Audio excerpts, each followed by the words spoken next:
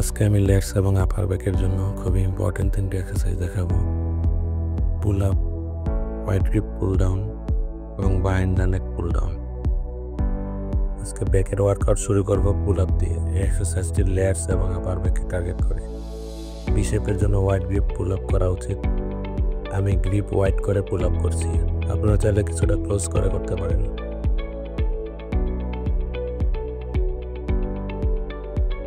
White grip lat pull down. এই এক্সারসাইজটি outer let's এবং আপার ব্যাকে ফোকাস করে। ব্যাক ওয়াইড করার জন্য খুবই ইম্পর্টেন্ট একটি ব্যায়াম।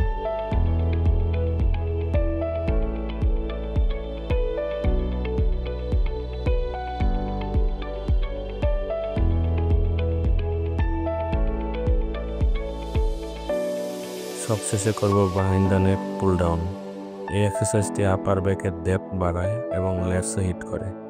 সাবধানে এক্সারসাইজটি করতে হবে যেন শোল্ডারে চাপ না পড়ে।